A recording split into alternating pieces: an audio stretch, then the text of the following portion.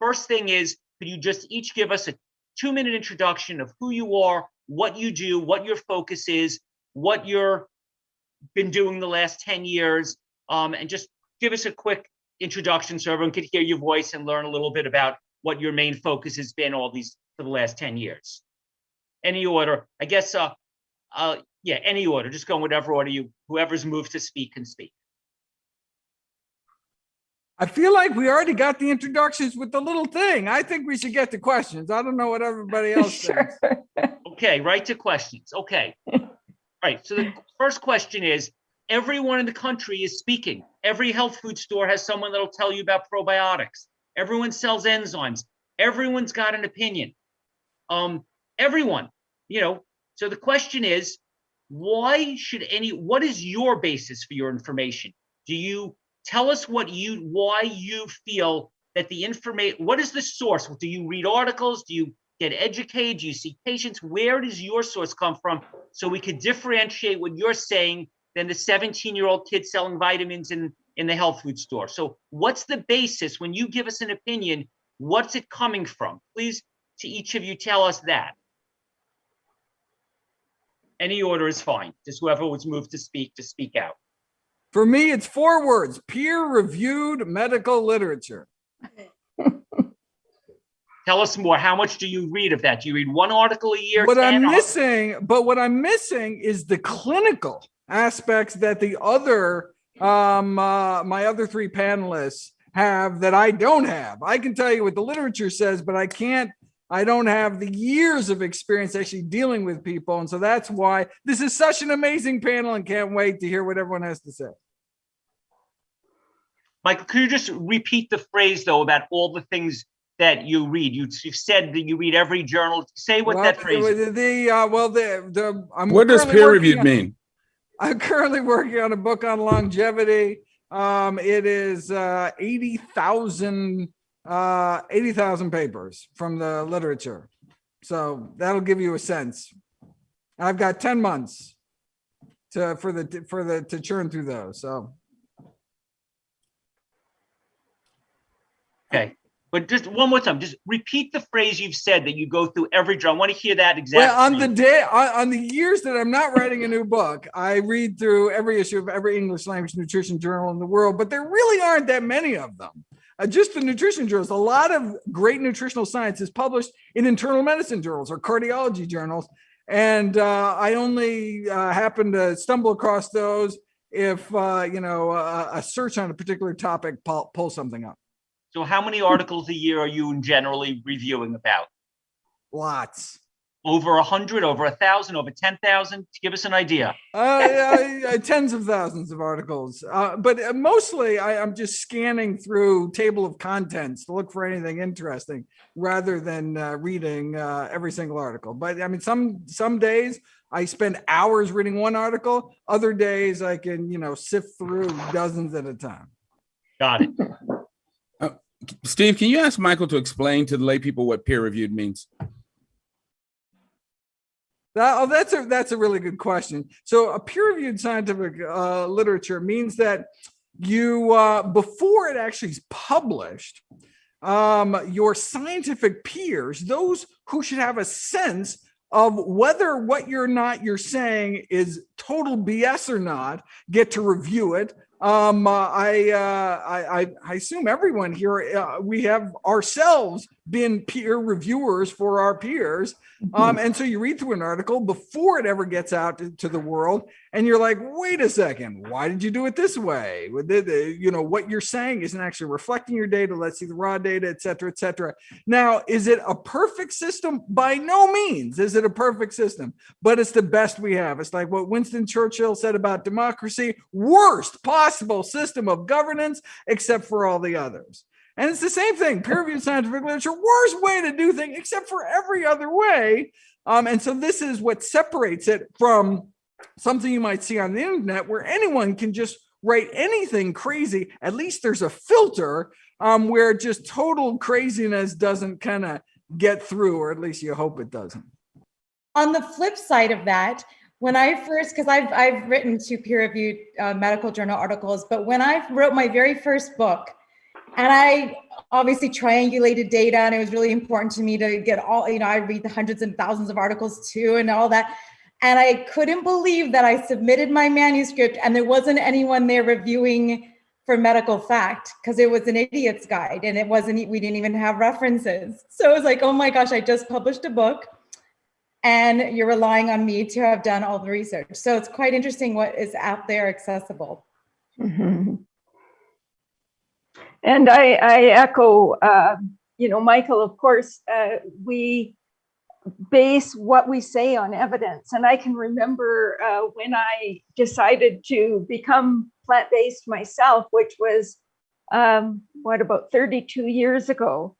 And at that time, I didn't know if there were any other vegetarian or vegan dietitians on the planet. I had never met another medical professional that was vegetarian or vegan. I had met one vegetarian in my whole life. I lived in Northern Ontario, which is really far from vegetarian. It's not exactly veg-friendly territory. And I can remember thinking to myself, if I'm going to do this, the only way I'm going to survive is to have all of my I's dotted and my T's crossed.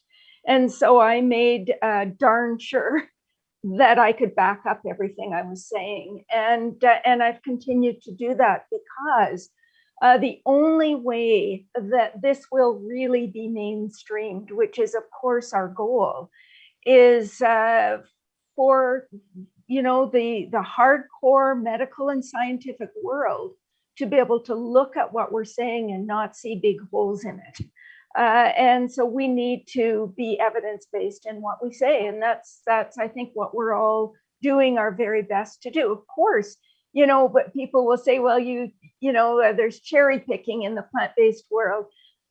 Yes, there's cherry picking, and whatever your passion is, I think are all very passionate about animals and the environment and human health.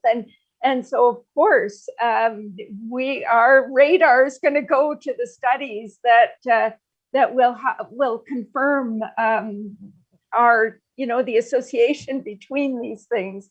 And but I really have to say that I absolutely do not ignore, by any stretch of the imagination, studies that are saying something contrary to what I would like them to be saying. Because I think we need to be fully equipped to be able to respond to any of those kinds of claims. And of course, there are plenty of studies that show potential shortfalls in plant-based diets as well. And we need to be very aware of those because, to me, our goal is to make sure that everybody that wants to do this, that wants to raise a family plant-based, that wants to eat plant-based, can succeed brilliantly.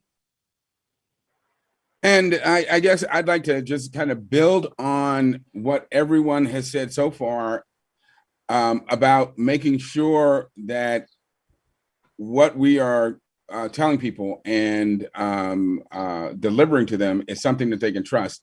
As a practicing physician, my first responsibility is to do no harm to people.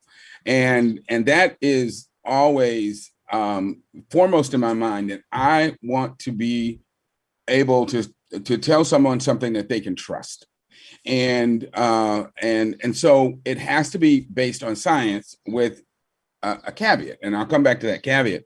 I like the way you introduced me, Steve, because you talked about the fact that I always try to present this information to people in a way that makes sense and that helps them understand themselves and what we see in the world. Because if something is true, it will make sense.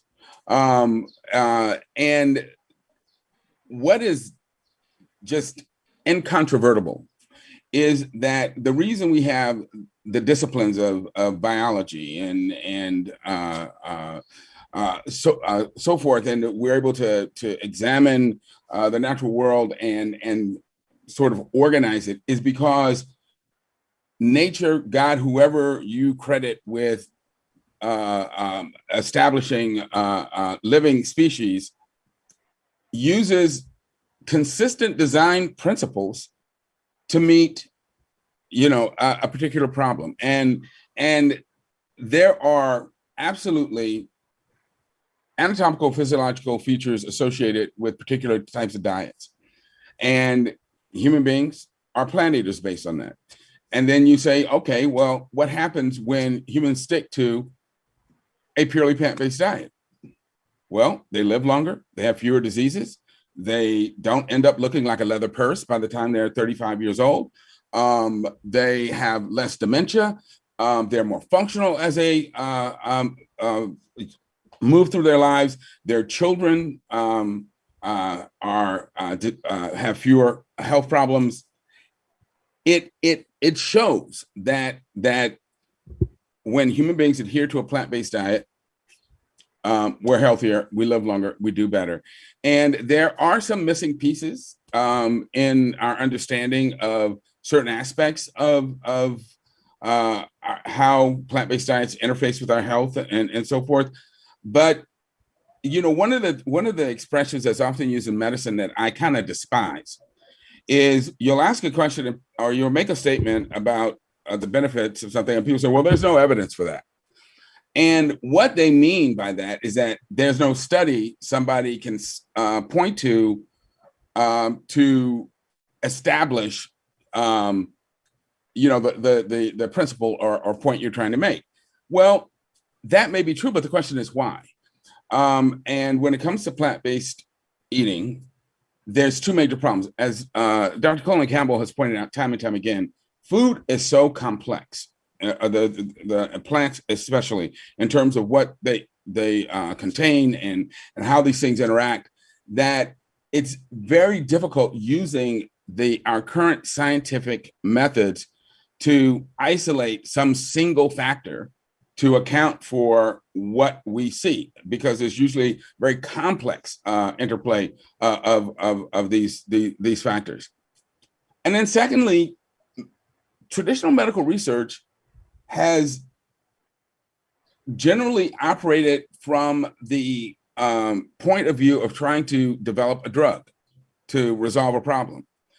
And as a result, they tend not to look at things that don't look promising for drug development.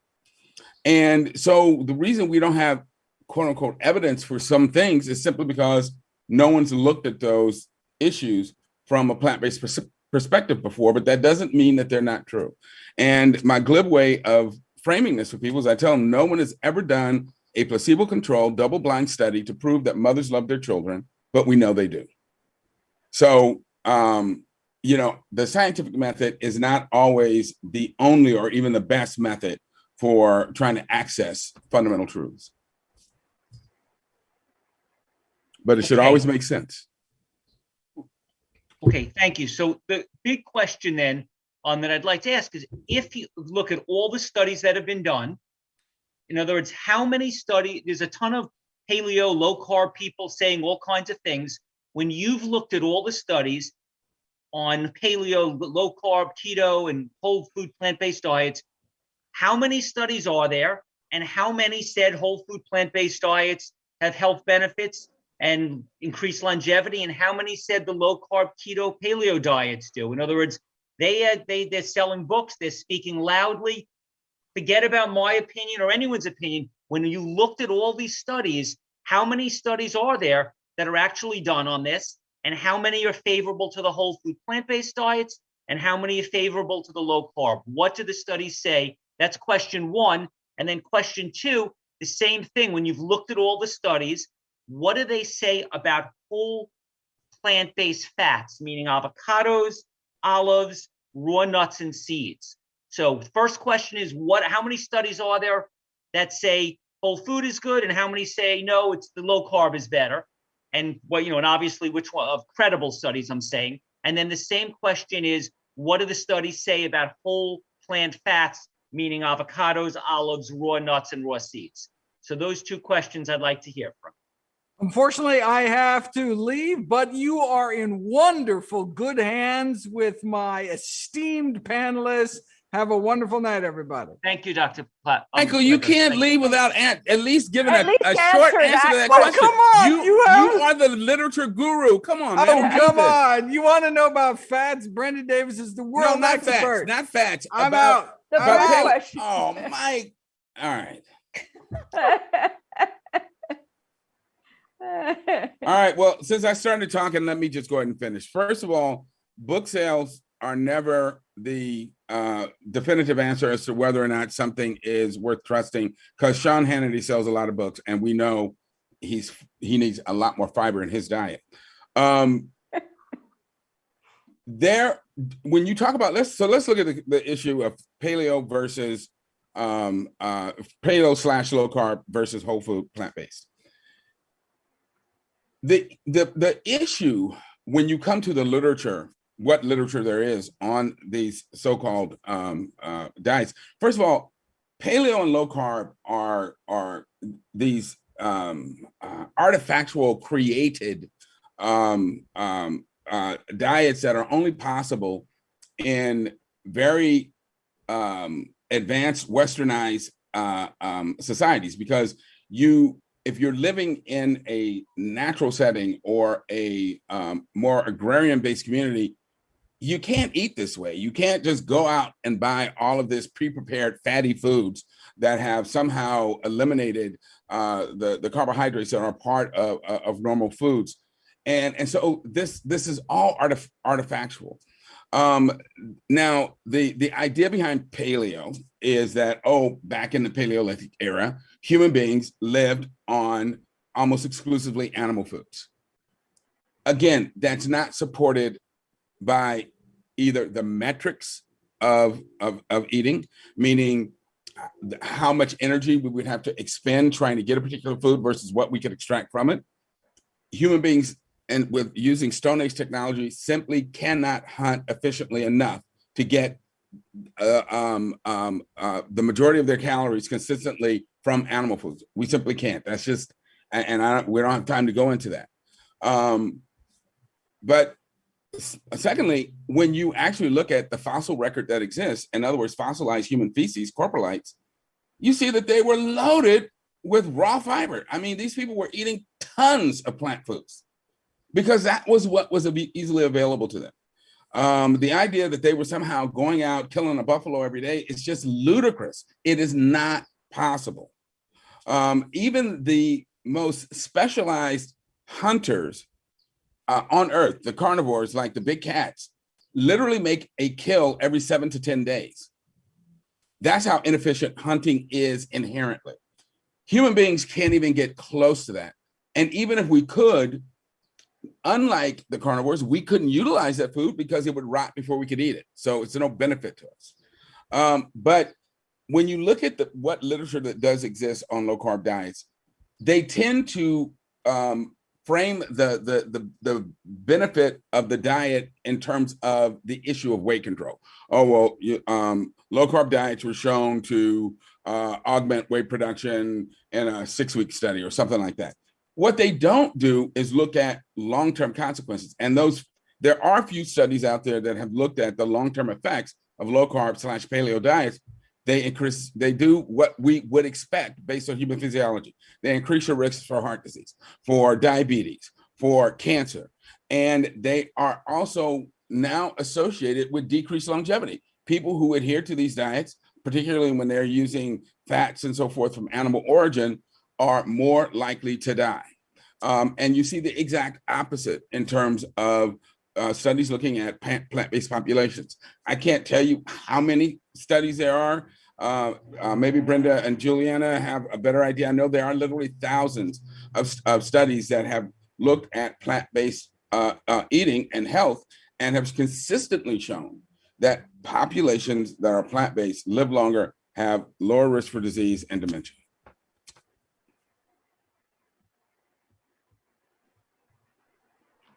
So, did you want to go next, Julieanna, or do you want me to?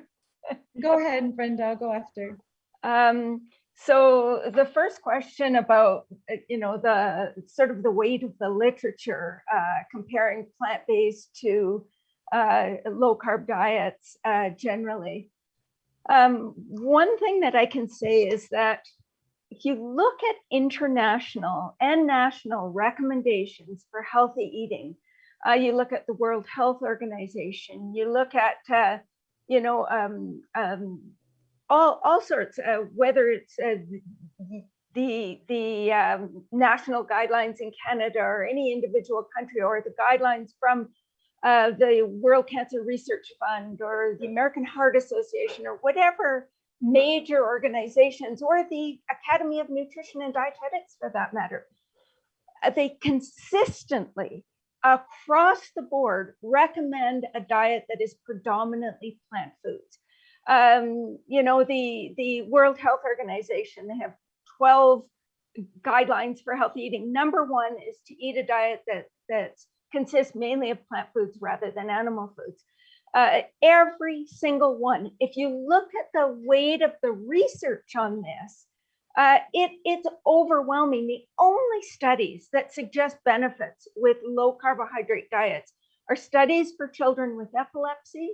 There are a few studies for certain cancers in combination with chemo, like glioma, that may, you know, have some potential benefit, but there's certainly not a hard and fast rules there, because some cancers are actually fed by ketones. So there's no clear evidence for that either.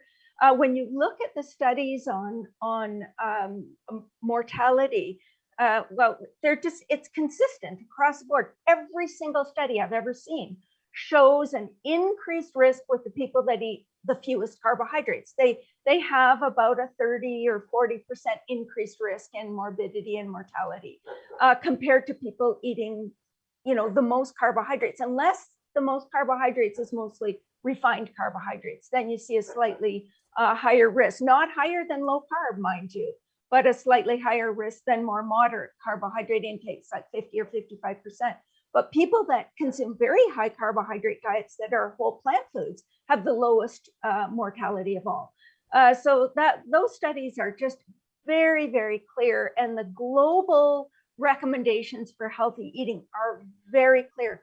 People need to be eating predominantly plant foods.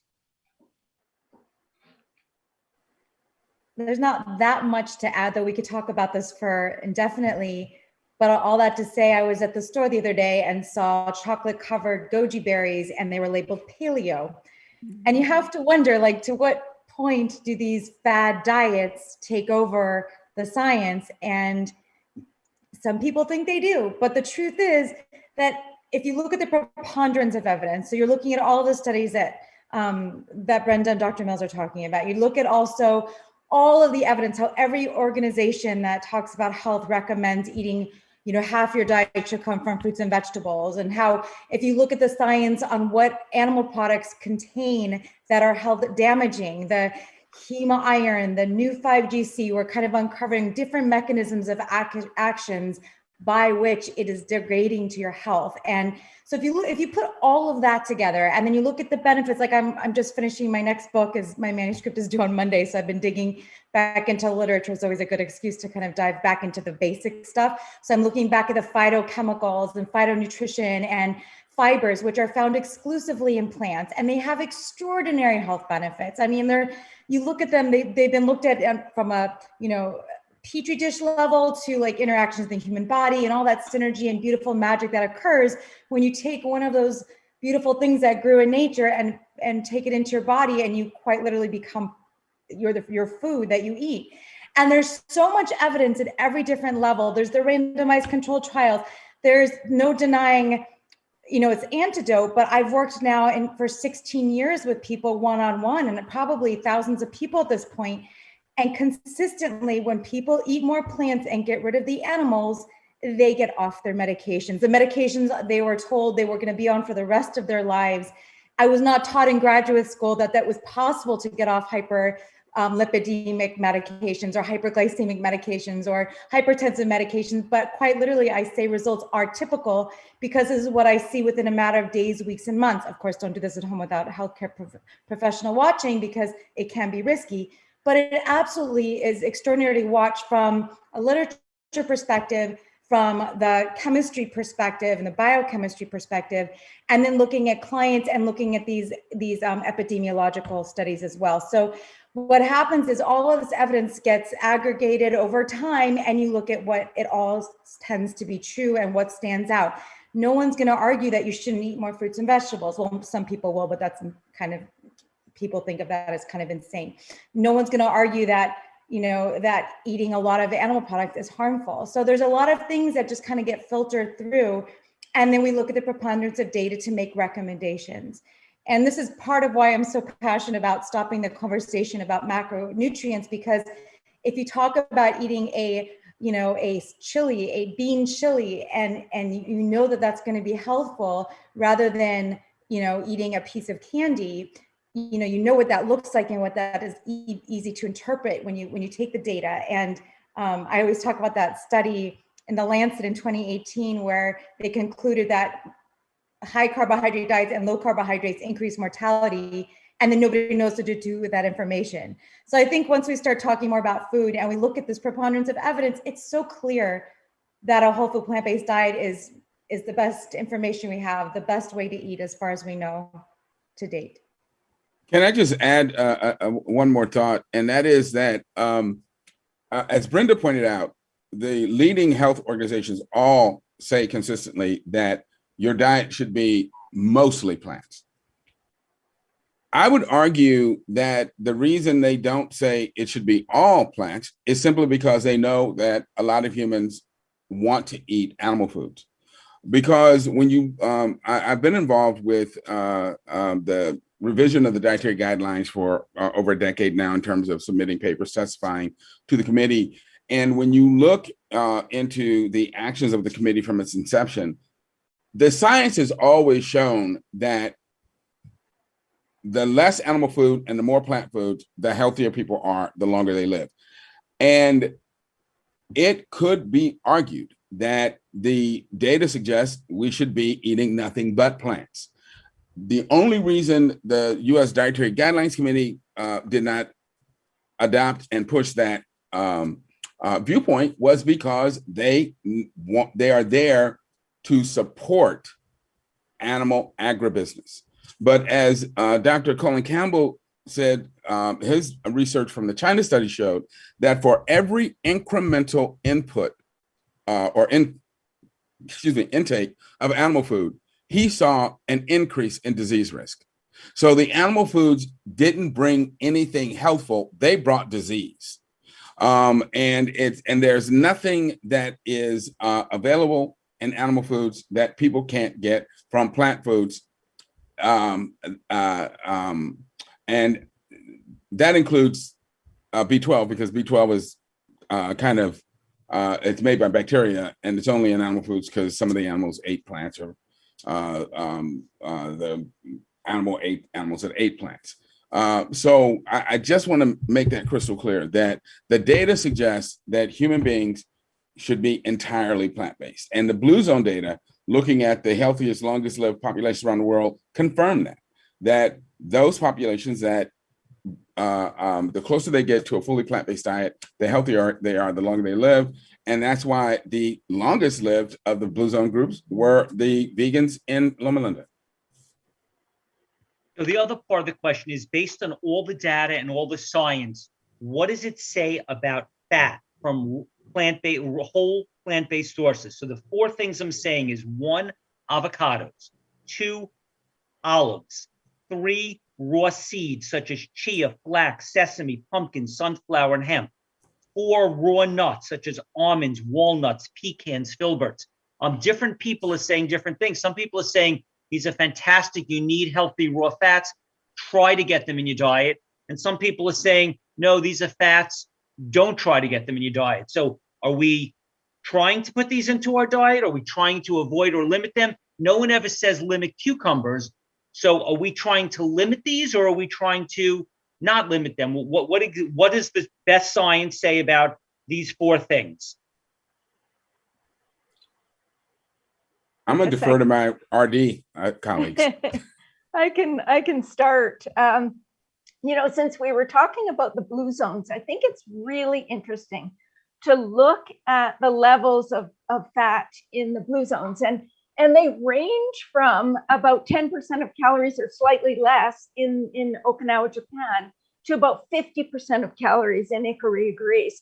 They average, I think it was 25% of calories over the 5 blue zones. And so I think it's really important for people to recognize that what is more important than the percent of macronutrients or of individual macronutrients is the source of those macronutrients. When macronutrients come from whole plant foods that are packaged with fiber and phytochemicals and plant sterols and stanols and all of the wonderful things in plant foods, they are consistently beneficial to health. If you go to the research and you look up, avocados and heart disease or nuts or seeds and whatever disease you can think of, you will find consistently that they're protective. That we know. And so to me, the focus has got to be just getting a variety of whole plant foods into your diet.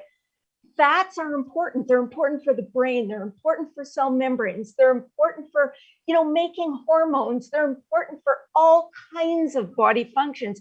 We need fats. There's some fats that are so critical. They're called essential fatty acids, without which, we wouldn't survive. So we need fat. And so the question is, well, how much? And I think it matters less how much than where it's coming from. That's the point to me.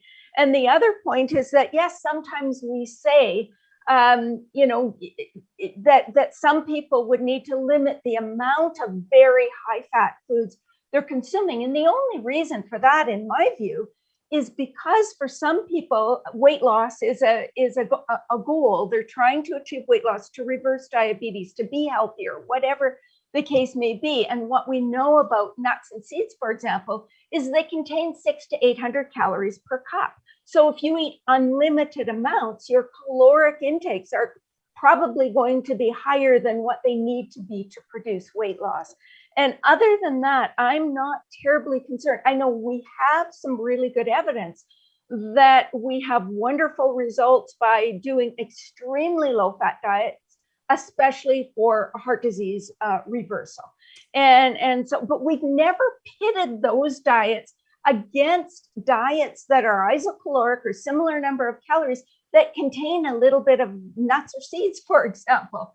And so we need to do that research. It's just not there. But I would tell people, don't worry about, not only don't worry about, yes, you should be including nuts and seeds and avocados and olives and whatever, high fat whole plant foods your heart desires, just so long as you're not exceeding your caloric needs.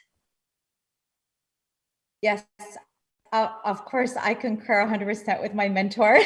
And I recommend the science, the bulk of the science suggests 1 to 2 ounces or 30 to 40 grams of nuts and seeds a day, with consistent, amazing results for all the cardiometabolic reasons, everything you just listed, Brenda. So I have my clients doing 1 to 2 ounces a day, a quarter cup to half a cup. I have them dispersed it. Even I work a lot in weight loss. Most of my clients come to me to lose weight. The majority of my clients are there to lose weight. And I've also noticed something interesting, Brenda, is that these people that are really super healthy and they're eating lots of nuts and seeds, and then when you run it through the nutrient database, because I had one client happen a couple of times where they couldn't lower their cholesterol. They had really just persistent hypercholesterolemia, even though they were doing everything else, like you would recommend. And then when I ran it through, it just seemed like, just because there is some saturated fat in nuts and seeds, yes. And so when you're eating a lot of them, it turned out that was the problem, because when we lowered them down to less than 2 ounces a day, she was able to normalize her cholesterol. I've seen this a couple of times. So yeah, 1 to 2 ounces, 30 to 40 grams, nuts and seeds are extraordinary, and they're unique nutritionally speaking. There are things in there that you can't really get elsewhere in the same way. And I also would add that I recommend limiting or even avoiding oils for a lot of people, because, and this is not true for everyone, it's not like oils are evil or bad. I don't ever say that. Believe me, when I dug into the literature on Mediterranean diets for my book, Vegetarian Diet, it was very interesting to look at why olive oil is so touted. But the reason I usually recommend avoiding or minimizing them for most people is because it's not a whole food. It's an extracted pure fat. and the people that are trying to lose weight, people trying to lower their cholesterol. It's just a really easy way to cut out all of that pure fat. So I recommend a diet with including nuts and seeds and avocados. And again, I don't like to count or deal with the macro ratios, because we have macronutrient ratios across the board. Like you said, even with the blue zones and with everything, if you look at the Mediterranean data, high fats, Okinawan data, very low fat, and they both have extraordinary benefits. So it's not about how much necessarily. I agree with Brenda, of course, it's the source. And just to add to that, it's so interesting about the patients that you had that had, high cholesterol with higher nut intakes. And I've seen that as well, but not with everyone. So there are some people that seem to be more sensitive to really high intake. So I've seen people on raw food diets where they're eating 40 or 50% of calories from fat. And a lot of it is coming from nuts and seeds and avocados, and they have very low cholesterol levels. So it's different for different people. And it's always, as dietitians, our radar, when numbers aren't adding up to what they should be, we need to try different things. And for some people, they really are more sensitive to saturated fat intake. So that's a really important point. And again, I concur with my two colleagues here, because they established the foundational principles very clearly, that extracted refined fats, like extracted refined carbohydrates, can have and do have some serious health issues associated with them, but that when plant fats are eaten in their whole food state, the data has shown consistent benefit, lowering of risk for not just heart disease, but also cancer and some other issues. But again, clinically, as both Julieanna and Brenda have pointed out, if a person is dealing with a particular disease state, you might want to be really focused on the amount of fat and the type of fat that they're getting in their diet. Whereas if someone is just adopting a healthier lifestyle, they don't need to be as concerned about specific, as they say, macronutrients, but to concentrate more on just having a healthy, whole food, balanced diet. But if I, as a clinician, were dealing with someone who came in with heart disease and they had a cath and they showed blockages in some of their major arteries, yeah, that person, I'm going to recommend a super low fat diet until that disease process has reversed itself. If there's someone who is dealing with cancer, again, I would absolutely want them to avoid things like added oils and that sort of thing. And although having, again, a source of nuts and seeds in the diet actually has been shown to be beneficial for treating cancer. So it can vary on the clinical situation, but in general, whole plant fats from intact plant foods are very healthy. And if you don't have a disease process, as Julieanna said, even using some added plant fats in your cooking, as long as it's not excessive, can be just fine.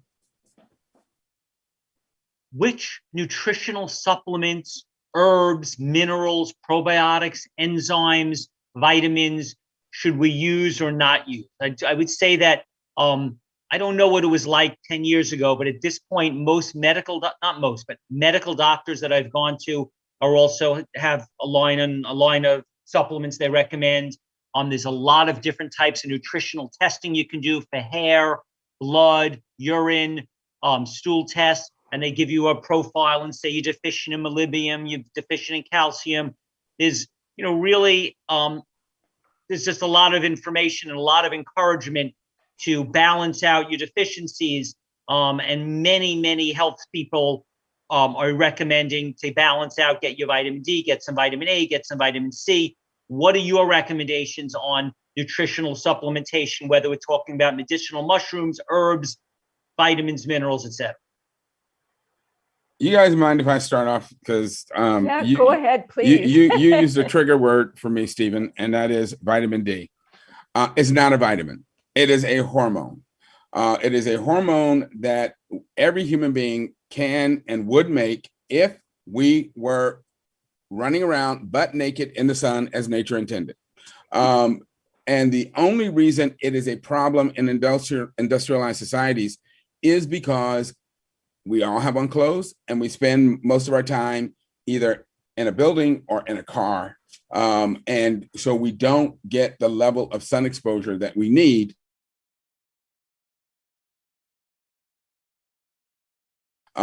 And the reason it's even called a vitamin is because, nearly 100 years ago, the dairy industry had the bright idea, if we add this stuff to our products and call it vitamin D, it'll make people want to buy dairy products. Again, any D3 that's in a dairy product is added. You don't need the dairy product to get to D3. You can get it separately. And so in terms of the supplements that I think people absolutely should take, really, there's only, the only two I think is essential for people on plant-based diets to take consistently are D3, not because there's a problem with the diet, but there's a problem with the way we live. And then B12. And again, it's because B12 is made by bacteria. But in modern societies, we've eliminated natural sources of B12 from the food we eat, the water we drink. And so we have to add it back. Now, there are a number of things over and above that people can take. And there's a million, as you said, there are a million different groups and people out there who are always trying to sell you something. And what about this? What about that? People ask me, hey, what about sea moss? I heard sea moss is great. And I want to go back to what you said about me at the beginning. If it doesn't make sense, it's probably not right. And while sea moss comes from this plant that is in the ocean. Well, human beings are theorized to have developed in the African interior. We didn't have access to sea moss, but we became a very successful species. So sea moss is not necessary. That doesn't mean sea moss is not healthy or that it can't be helpful or beneficial, but it's not something people should feel like, oh, I am going to die if I'm not taking a sea moss supplement, because we didn't develop that way. We don't. It's an added benefit. The other thing I always keep in mind is that if you take a cultivated vegetable that we eat commonly, potatoes, carrots, you name it, and compare it to its wild counterparts. Number one, the wild versions are going to look very different. For instance, the potatoes are a lot skinnier. They have a lot more fiber in them. I mean, even our food, we've bred to be obese. But they also have a higher density of nutrients because a plant is a living organism. Every 24 hours, it can create X amount of energy, and it has to use that energy to make macronutrients, to grow in size, to make phytochemicals and antioxidants. Well, if it's using proportionally more energy to become big, because Westerners like big vegetables, then it has less energy to put into manufacturing those wonderful phytochemicals and macronutrients. So I'm saying all that to say that if a person on a plant-based diet feels that they want to supplement with a multivitamin or some vitamin C or something like that, I think that's fine. That can turbocharge your diet. But I don't think it's something that people should feel that they have to do. And then last point, probiotics versus prebiotics. Again, everybody will, if you look at TV, if you listen to the nonsense that's on the internet, you will come away with the conclusion that if you're not taking a probiotic, you're going to drop dead, like in a couple of hours. Again, doesn't make sense. Human beings didn't develop popping probiotic pills. And actually the studies on probiotics show that you take the probiotic, the bacteria lasts for maybe a couple of days, and then they're eventually pushed out with the poop. What's more important are prebiotics, the things that bacteria feed on. And if you have a diet that is filled with whole plant food, healthy fibers, and again, the greater the variety, the better. That's when you build up that healthy microbiome that stays put and doesn't get pushed out unless you take some antibiotics or something. So again, the plant foods are better for helping you to have a good, healthy microbiome than any probiotic supplement that you can take. Thank you. So I guess the punchline question of all is, well, Steve, I don't think that Brenda and Julieanna got to comment on that question you asked, and I really want to hear their perspective as RDs. Go ahead, Jill. sorry. Thank you. Well, there was a recent study that came out. I think vitamin D is losing its day in the sun. You know how we always have these vitamin du jour? It was like A, and then it was E, and then we had the carrot studies, and then all of a sudden we saw that like concentrating and isolating nutrients became more risky. There was a recent study that the Preventive Task Force put out that vitamin D supplementation is not, or testing for vitamin D is not going to be recommended anymore because there's no direct associations between improvements in health. But I just thought that was really interesting, but that's just a side note. I just think that these things kind of come and go and the information kind of evolves. It's really interesting. I highly, highly am passionate about recommending vitamin B12 to anyone on a plant-based diet, anyone over the age of 50, as per the Institute of Medicine. The reason we're seeing high levels of deficiency in vegans are because this thinking of, oh, it's a great healthy diet, it's natural, we don't need B12. And I've seen it happen where deficiency is not only possible, but the potential risk for irreversible neurological impacts is just not worth it. It's a cheap, effective, safe, it's water soluble, it's the easiest thing to do. So I'm very passionate about recommending vitamin B12.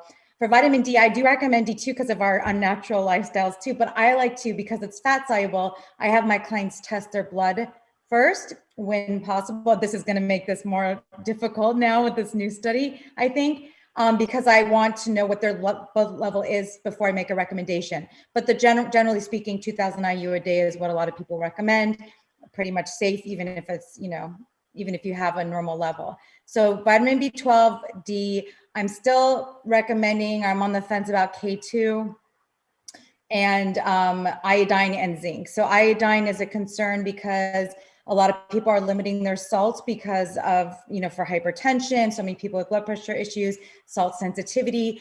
And the other thing we're noticing a lot lately is I've seen a lot of goiters for the first time in my career in the last few years. And I think it's because a lot of people are eating the fancy salts, the Himalayan pink salt and the this salt and the that salt, and they're not iodized. So people need to be aware of iodine. Adults need 150 micrograms a day. And then zinc we can get from plants, beans and legumes and leafy greens, but because of the inhibitors, it's a little bit more challenging. So just people need to be aware of zinc. And I still am recommending, it's not like you must do this, or it's the essential fats, the EPA and DHA, the longer chain. I'm so curious what you're thinking on this now, Brenda, is, but I do have my clients supplement with a microalgae EPA and DHA formula. I don't have to do it every single day, and I'm kind of back and forth on it because the formulas are so different and varied, but I do want to make sure people are either getting more ALA, so that that's another reason flaxseed, chia seed, hemp seeds are so important, walnuts, that kind of thing. You could either double your dose of that or consider taking an EPA and DHA microalgae formula.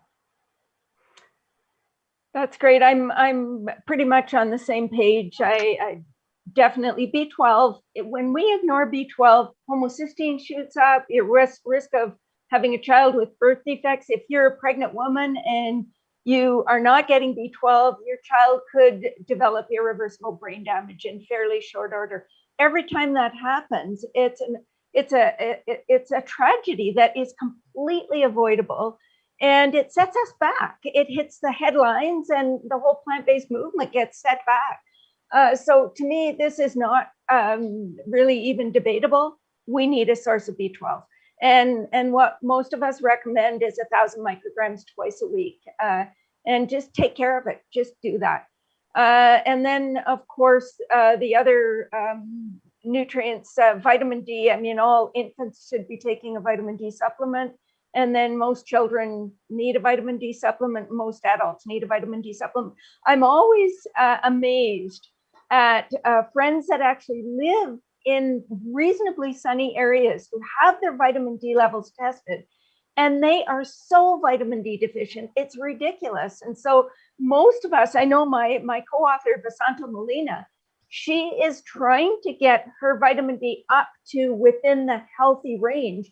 And she's now at 6,000 IUs a day, trying to do that, because at 4,000, it wasn't working. And so she's just been experimenting and talking to a lot of the experts, but really trying to get it to a level that's healthy. Mine's always been in a reasonable range, and I just take 1,000 IUs a day, but it certainly most people probably need closer to 2,000 if they aren't exposed to adequate sunshine. And of course, I live in Canada. Nobody's exposed to adequate sunshine from, about October to April or May. So it's just we don't. And I love what you said, Milton. I mean, we are, as human beings, originated near the equator in Africa, and as we moved further north, our skin started to get whiter so we could get more vitamin D. The color of our skin has so much to do with protection from the sun, and that's I think that's just the reality. And so for people who have darker skin, who live in Canada, for example, they need to be especially conscious about vitamin D. And then Julieanna, you also mentioned iodine. And again, different places in the world, the soil has different iodine content. And if you're vegan, what are the sources of iodine? Seaweed is a very concentrated source, and iodized salt, which we iodize salt because, the number one cause of cognitive impairment worldwide is iodine deficiency.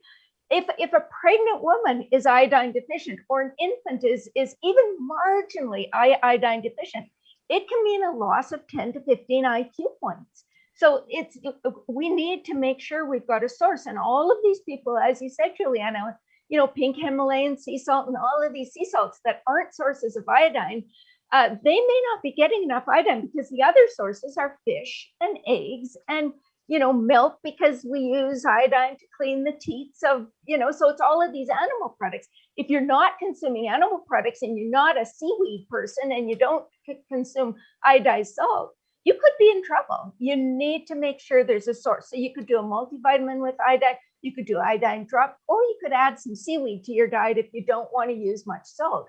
And seaweed, you need to be aware of too. If you're eating nori, nori isn't a super concentrated source. So you might get 100 micrograms in one nori sheet, or 50 to 100, somewhere in that range. As Julieanna said, we need 150 micrograms a day, and it's 220 if you're pregnant, it's 290 if you're lactating. But it's 110 to 130 if you're an infant.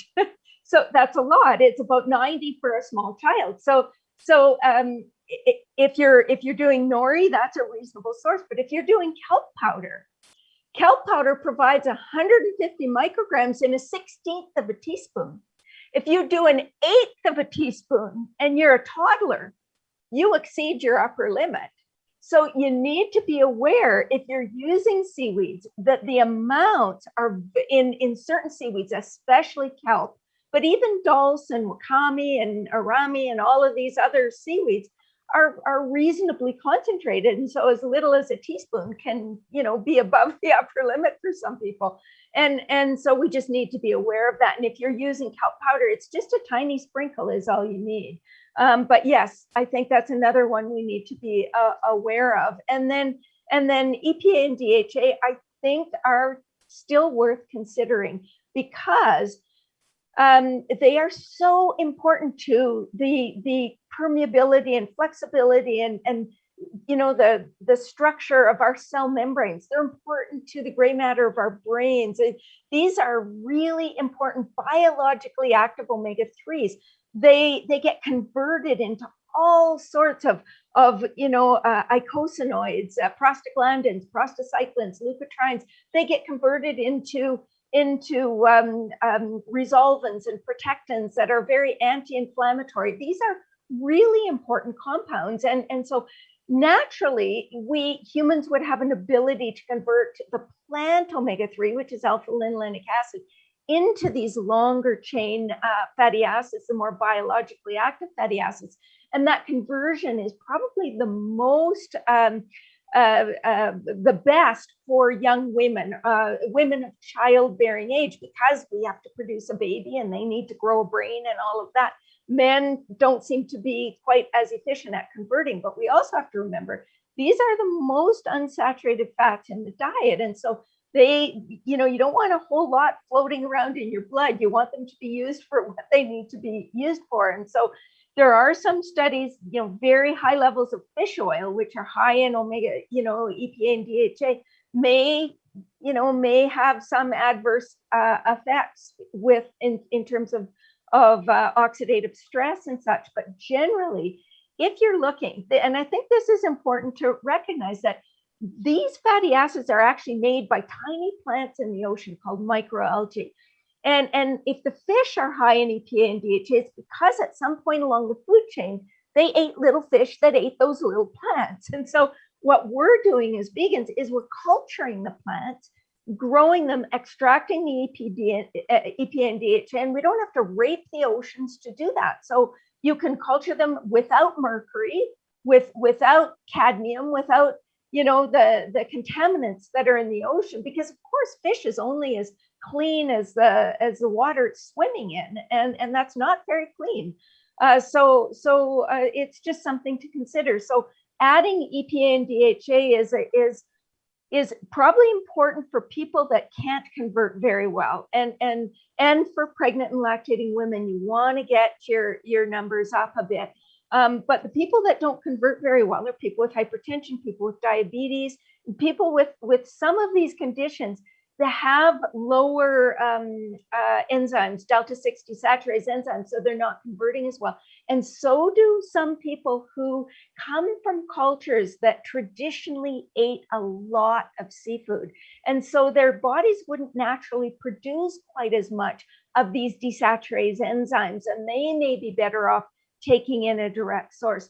Generally, I don't see a big downside to taking in, most of the supplements that are microalgae based are 200 or 300 milligrams a day of EPA and DHA. And to me, it's a reasonable amount, and it's a bit of an insurance that, that you're getting enough, because generally we see vegetarians having about a third less lower levels of EPA, DHA in breast milk and in blood and so forth, and vegans having probably half the levels that omnivores do. And so to me, getting a little bit of EPA and DHA may be a very reasonable thing. I want to jump in, Steve, because there's something important I want to add. I want to go, I want to say a little bit about the DHA, EPA as well, but I want to stress the importance of the D3. Every now and then we'll get a study that comes out that will call some sort of established idea or principle in plant-based, the plant-based world into question. And, Julieanna, you were mentioning this current study that raises some questions about D3. That's kind of off the track of everything else we've seen. I mean, because all of it, as a clinician, I know that D3 is important in helping to prevent falls in elderly people. It is important for, it actually has been shown to reduce cancer risk, heart disease. But what's been especially made clear recently was its impact on COVID susceptibility and COVID, the course of COVID disease. And the research has consistently shown the people who get the sickest and have the highest risk of dying are people with suboptimal D3 levels. So, and And the reason is because every immune cell that circulates in our body has a D3 receptor. And if it's not occupied with that D3 molecule, it's not going to work as well. So I want to stress that we all got to make sure that we're D3 replete. And so the question is, well, how much do you recommend? I recommend 5,000 IUs a day. Now you say, whoa, that sounds like a lot. It's really not that much, but there's a study that was done on it may be the San or the Bantu tribes in Southern Africa, who essentially run around all day wearing a long loincloth in the sun. And those people make 15 to 20,000 IUs through natural sun exposure. So a 5,000 IU supplement is not going to put anybody in a danger zone. And I think it is really closer to what our body needs on a daily basis. And then the last thing with respect to the longer chain EPA DHA, I agree with both Julieanna and Brenda that there's benefit to taking a supplement. And again, this goes back to the foods that, and this even concerns the iodine question, because even the plant foods that we eat are cultivated, meaning that they are grown on soil that is being utilized, continuously, aggressively, and it's frequently fertilized with artificial fertilizers. And if there isn't a source of iodine in that fertilizer, the plant's not going to be able to take it up and get it into its tissues. So again, I think that part of the reason that it's somewhat more difficult to get our iodine from a lot of the plant foods we eat is because we're eating cultivated foods. And that cultivated food is grown on iodine depleted soil. And so, as they both pointed out, it is really important to make sure that we are getting that iodine supplement. And then lastly, a lot of wild green vegetables, green leafy vegetables in particular, actually manufacture long chain EPA DHA, like purslane. But these are things that are not commonly eaten by human beings. And again, thinking back to that fossilized coprolite, fossilized human feces from Paleolithic era times, it was clear that human beings were eating huge amounts of green leafy plants. And I strongly suspect that they were getting those natural sources of EPA DHA that we don't get now. And that's why it's helpful to supplement. Okay, so let me clarify this a little. So assume that someone is saying, I don't want to get into trouble. I don't want dementia. I don't want to find out that I did it wrong. I heard you say that everyone needs B12. I heard you say that we need iodine. We need vitamin D3, and we probably need EPA DHA. And I'm not sure if you said to get it from algae oil or if you were saying to get it from fish oil. Oh, no. So for all of you, this question is. So the question is, did you say that iodine, B12, D3, and EPA DHA for whole food plant-based eaters are things we've got to make sure we're supplementing with? And is the EPA DHA from algae oil or fish? And was there anything else you said that we got to make sure we take to not get into trouble? I'm not sure if is that what you said, but tell me if what I'm saying is accurate or you change that. All right, I'll go first and then leave it to the experts. D3 supplement essential. Again, artifact of how we live.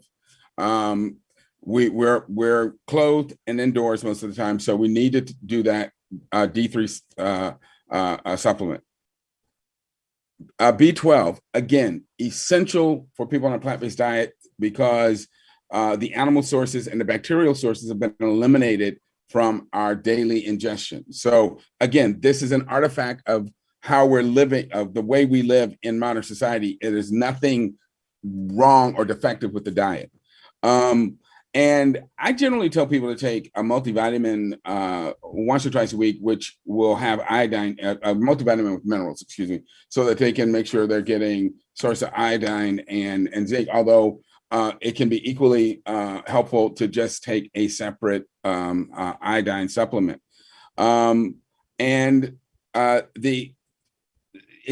again, I think if you really have a very balanced, healthy plant-based diet where you're taking in your plant-based sources of omega-3 fatty acids, you're limiting your total fat intake so that you're not saturating that delta-6 desaturase enzyme, that you're probably going to be okay. Although it is also super easy to take, get a plant algae-based source of EPA DHA and take it, 2 or 3 times a week. If I were counseling a pregnant woman or a woman who's thinking of getting pregnant, I would tell her, definitely, I want you to take the DHA EPA supplement just to be super safe. But for other people, it's your judgment call. It can be helpful. I don't think again, a capsule 2 or 3 times a week, that there's any danger to that. So that's my opinion. And I just want to add with the D3, I think it's important to note that it's not just plant-based people that need to worry about D3. Oh, absolutely. Everybody. Thank you. Yes. Everybody. Everybody is and low. so it's not something that's just unique to people eating a plant-based diet. And then the iodine, I think the thing to remember about the iodine is it is possible to get plenty if you are a regular consumer of seaweed or iodized salt. But those people that don't consume those things definitely need a source of iodine. And then with what were the other things? B12, well, that's a non-issue. And the other thing I want to say about vitamin D3 is that we have vitamin D2 that a lot of people think vitamin D2 is the plant-based form and D3 is the animal-based form. And there are plenty of plant-based D3s available. So that's important to note as well. And then in terms of EPA DHA, I don't think any of us would ever recommend fish oil. To get fish oil, you need to catch fish. And to catch fish, we're talking about raping the oceans. It's estimated that by 2048, all of the fish stocks on the ocean will be pretty much fished out. It makes no sense to be getting EPA and DHA from fish when where it comes from is microalgae. Why don't we grow the microalgae? We don't have to rape the oceans. It's clean. It's just a way, way preferable source of EPA and DHA.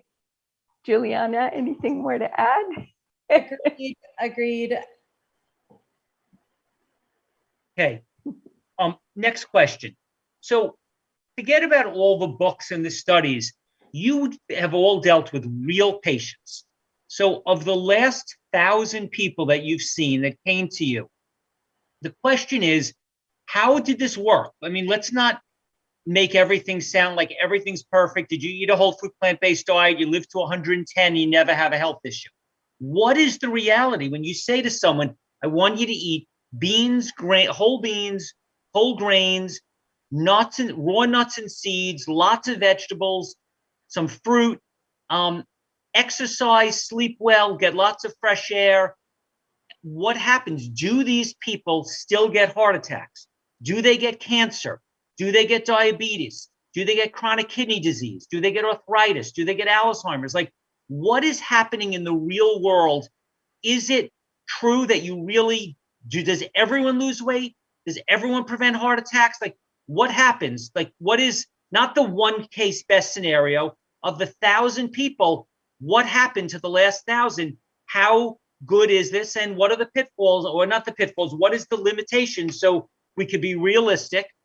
If we're on this diet, how far it can take us and how far it can't. I'll go.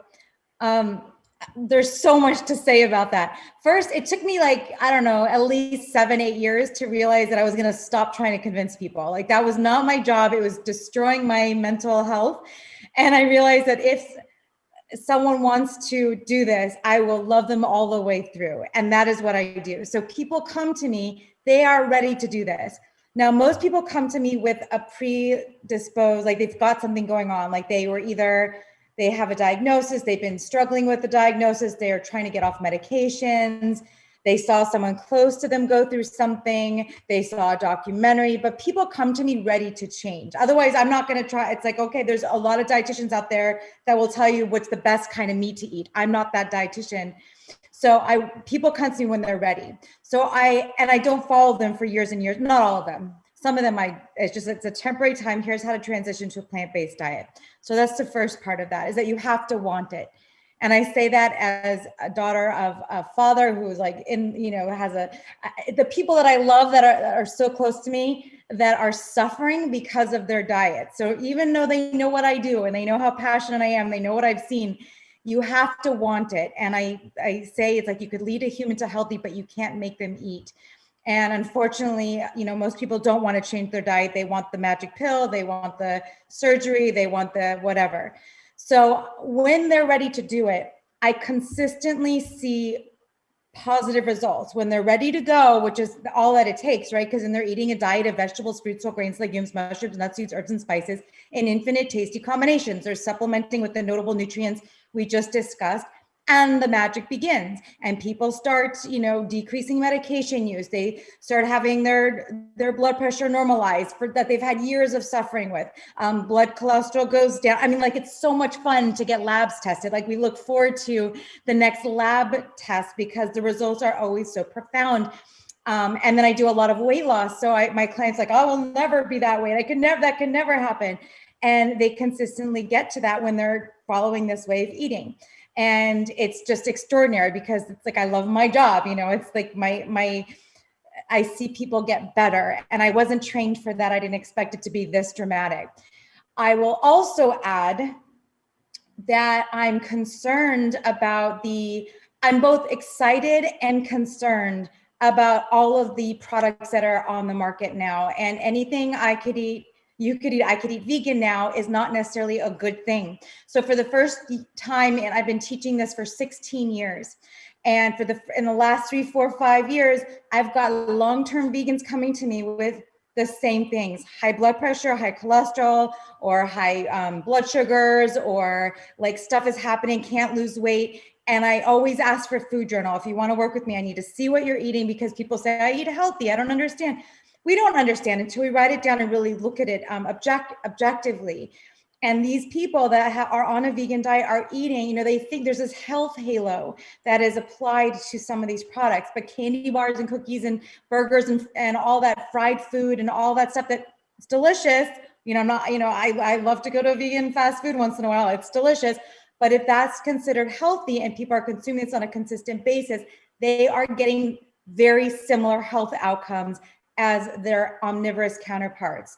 And this is something I never expected to see. I guess I never expected to see so much on the marketplace, which is very exciting as a long-term vegan, right? It's extraordinary. However, we need to use those products very conscientiously and treat them as we would treat on any diet, as a treat food, as a celebratory once in a while type of thing. I call it a day of deliciousness. But really, the overall diet needs to come from whole plant foods. If you're not losing weight, you're eating too much, because you could even eat too much and not lose weight eating those whole plant foods. So you have to rein it in for a certain period of time. That's a whole other subject.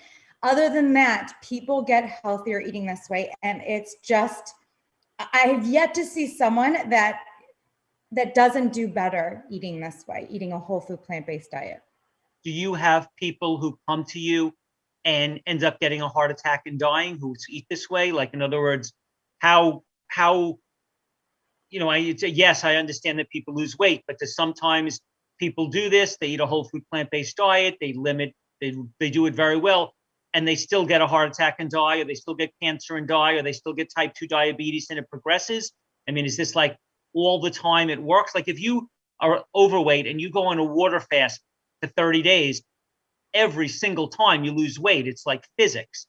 Are we saying when people eat a whole food plant-based diet and do it correctly, do they still sometimes have a deadly heart attack? Do they sometimes develop cancer and die? Do they sometimes get full-blown type 2 diabetes that gets worse? Do you see that, or do you see that?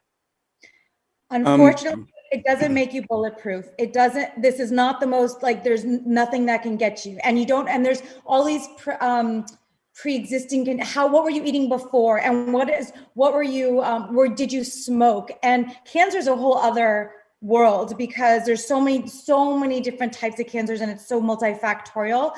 I've seen long-term vegans, unfortunately, tragically, horrifically, people I've been very close to lose their battle with cancer. But does that mean just statistics say how often not when?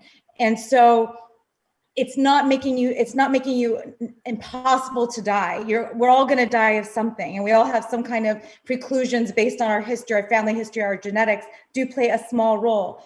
But overall, you can absolutely improve your risks, and you can decrease the progression of a lot of these diseases, but nothing is perfect. So I do see and if I had to choose anything, I don't think anyone could be harmed by eating this. I've yet to see someone be harmed and do worse by eating this way. I've seen people live longer, even with a horrible diagnosis and prognosis with a pre-existing condition. They switched their diet and they far exceeded what was expected and what the statistics would have predicted based on their specific diagnosis because of eating this way.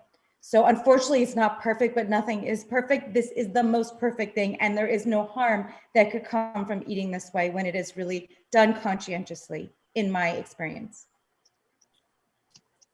Let me comment on that because I get asked that question several times, and there is no question that plant-based diets are beneficial across the board. That is just a fact. The question of, well, if I go plant-based, will I still have a heart attack or will I still develop cancer?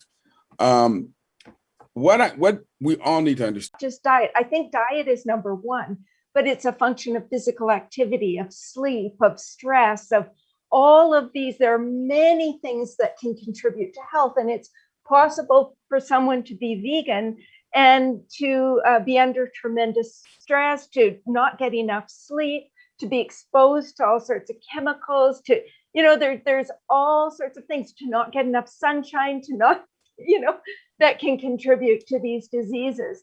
The second thing I want to say is that there are such a variety, there's not one plant-based diet.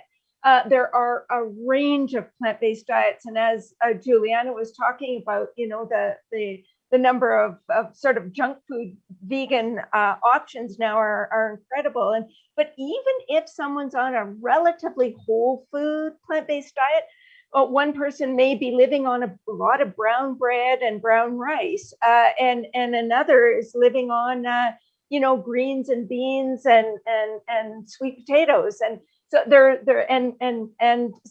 are real differences in our food selection, and that will impact our risk of disease. But I completely agree that it is highly unlikely. Now, the people that I've consulted, the people that do the best are sticking to the program the best, basically.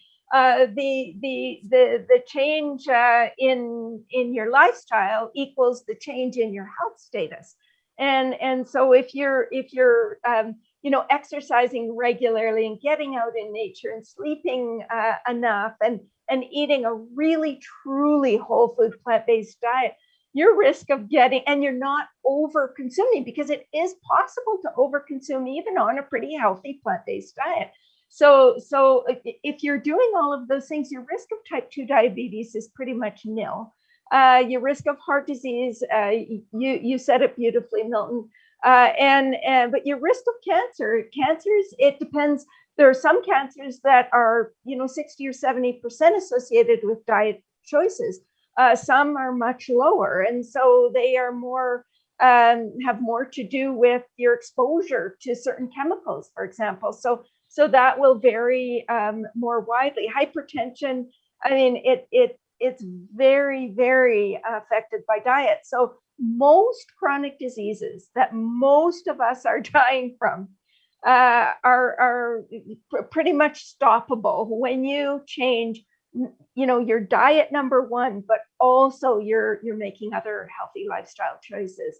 And I think those are the main points I wanted to make. Yeah, I just want to really emphasize one thing that Brenda said, and that is about consistency, because invariably I'll get asked about, well, doc, does it matter if I cheat every now and then? And my response is, well, how would you respond if your spouse asked you that question? Yes, it matters. and because our bodies respond to exposure to many of these nutrients the way our immune system responds to an antigen. It starts a cascade that affects things in a very broad way. So even a small exposure ends up having a big effect. So no, you need to be consistent. And I'm like, people say, well, should I try to do it little by little? I'm like, look, lay on the floor, kick, scream, throw things, go through cold turkey, but get off poison.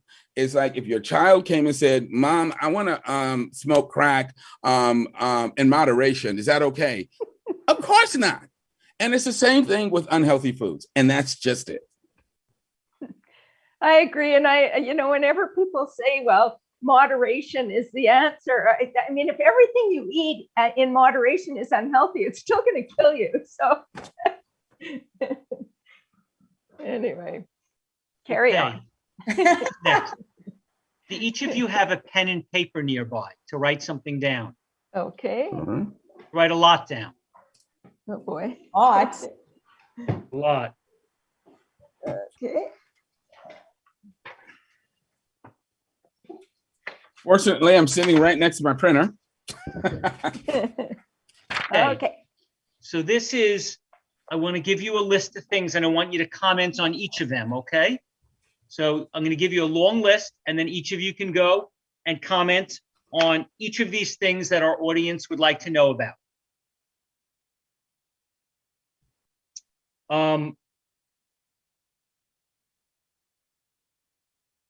Okay, here's the list. We want to know, number one, your thoughts on brown rice. Should we be trying to add all the different brown rices that there are in the store? That's number one. Number two, are all whole grains good? Quinoa, millet, amaranth, teff, buckwheat. What about the glutinous grains like wheat, barley, and oats? So is there a hierarchy of the whole grains that you're recommending? Are you saying try to avoid wheat, barley, and oats because they're glutinous? That's number two. Number three, when we go to the supermarket, are we trying to add mushrooms into our diet? Are we trying to get all the different mushrooms? That's number three. Number four, are we trying to avoid salt completely, or are we saying we want salt in our diet? That's number four. Number five, are potatoes totally okay, white potatoes, or are they increased blood sugar? Number six, what about sweet potatoes? So are sweet potatoes better than regular potatoes? Number seven, should we avoid cooking in oil? Meaning that some people have said if you're going to use olive oil, put it on your salad after, but don't heat it because it becomes a carcinogen when you heat it. Number eight, should we be soaking our beans and grains overnight before cooking them the next day? Does that make them more digestible? Number nine, squashes. Are we trying, when we go and we see acorn squash, butternut squash, winter squash, is this something we should be actively trying to incorporate into our diet? Number 10, you touched on this, but are we trying to actively add seaweed to our diet? Nori, kelp, dulse, wakame, are we trying to add it? Number 11, where does coconut oil fit in? Is this a no, or is this an oil that's okay? Number 12, if we could get natural, wild, organic, free-range eggs, does that make it okay to include in our diet? And there's an article, there was some information that we needed choline. So should we be making sure to get a little eggs to make sure we get choline? Number 12, can we have a little organic yogurt? If it's just a little, organic yogurt, because a lot of people like yogurt. Is it okay if you have a little organic yogurt? Number 13, is it okay to have a little fish? We're listening to your lecture tonight. We like you guys. What you're saying sounds great. But on Saturday night, we go to a restaurant. Is it okay to have a little fish? What's the big deal? Number 14, do you tell your patients occasionally, I think you should get bariatric surgery? I think it's just a tough situation. I think you should get bariatric surgery. Number 15, do you say to people, I think you should be on probiotics? Do you tell people to get on probiotics? Number 16, do you tell people that they should take enzymes before they eat their food because that'll help? Number 17, do you recommend we have sauerkraut and fermented foods like a sauerkraut? Number 18, do you have anything to say about smoothies? You know, some of us have green juices, a lot of us have smoothies. They're blending it up, concentrating the fruit, but we all feel great about it because it's a smoothie. Number 19, or whatever number I'm on, is Bragg's liquid amino or Namashoyu a good, better supplement than regular salt? So, and then finally, the last one, for those of us that are eating pasta and stuff, is it bad? Is it a problem to eat cooked tomato sauce? Like, in other words, it's very far from a raw tomato to take tomato from a jar, cook it, and put it over your pasta. It's not really a whole food like a tomato is. You're now taking something, you're crushing it, you're storing it, then you're heating it. So is tomato sauce, a lot of people feel like that's totally okay. That's a whole food, but is that okay? So all these things would be of interest to us. Each of you could go and give us your thoughts, and you might want to be mindful of how long you give to each answer, since it would take a long time if we for each to go through. Stephen, I have a question. I have a fairly hard stop at 7:30. So I'm just wondering if what we should do is each take one and sort of go around the circle and each take one. And then if somebody has something to add to what we've said, would that work? Okay. Fantastic. I can start if you like, since I'm talking already with the brown rice. My sense is that we should probably be very conscious that rice, whether it's organic or not, whether it's brown or not, is one of our most significant sources of arsenic. And for small children, a lot of processed foods are rice-based, and they are significant sources of arsenic. So I wouldn't say you can never eat brown rice, but I would say that you want to vary your grains more. You want to be including a wide variety of grains. And if you do eat rice, then I would cook it in about 6 to 10 parts water to 1 part rice and drain it. That gets rid of somewhere 80 to 85% of the arsenic. And then the other thing you can do is to try to select rice that's grown in areas that are less concentrated that have less arsenic in the soil, like California, for example. So that's what I would say about brown rice. Anything to add, anybody? Let me say that all of my answers are going to be housed under this rubric, and that is variety. And the greater the variety that we have in our diet and the people we associate with, and the things that we do in life, the better it is. I mean, that is just a fundamental principle of our universe. And so when it comes to the issue of rice, first of all, if brown rice is going to kill you, I should be dead. But I tell people, branch out and do more variety, because every plant food is like a different person. They have something unique to offer. And so, you know, I try to do brown rice, wild rice. I got red and black rice. Again, I think the greater the variety, the healthier your diet. I couldn't agree more. That's absolutely right on. And sorry, Steve, when I said 7:30, it's 9:30 your time. So great. So okay. I agree, and I'm really excited about the new, like, my favorite obsession now is cauliflower rice and rice broccoli, stuff like that, since it just makes a great alternative and you're getting more phytonutrients in there. But I'll tackle that onto the next one, which is all whole grains and glutinous grains. And that was the only people that really need to avoid gluten are people that are celiac disease, are allergic or intolerant to gluten. And the gluten containing grains are, of course, barley, rye, and wheat, and all of the wheat derivatives. And then oats can be cross-contaminated. So I don't think anyone needs to go. It's a really hard thing to avoid if you don't need to. It's not necessary. There's nothing evil or dangerous about gluten. It's a protein that's found in these foods. I do think that people feel better when they get off gluten, this whole thing that this narrative that goes around, because they're not eating cookies and candies and like refined breads and sugar, all that stuff, because that's what they've had to be more mindful about what they're eating. But someone eating a healthy diet, if they want to know if they're allergic or intolerant to it, try having a bowl of barley and see if you react, because you'll know. And so I don't think anyone needs to avoid it unless they've got a problem with it specifically. Yeah, and there's a lot of fad sort of in this sort of anti-gluten movement, because I've had people tell me about how they avoid wheat because they can't eat gluten, but they love seitan. And I mean, and for those who don't know, seitan is pure wheat gluten, or close to pure wheat gluten. But yeah, Julieanna is 100%. If you are gluten sensitive, avoid it. But if not, there is no need to. And again, going back to this idea of things making sense, Western civilization was founded on wheat and eating bread. And if gluten was poisonous, we should all be dead.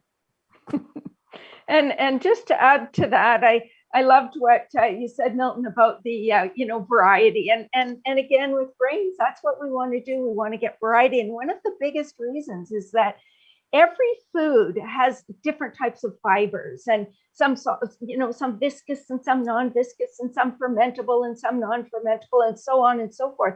The wider the variety of grains we eat, the better the prebiotics for our microbiota. And so that's something we need to be very conscious of. And then the other thing I want to mention is that I developed this thing called the whole grain hierarchy.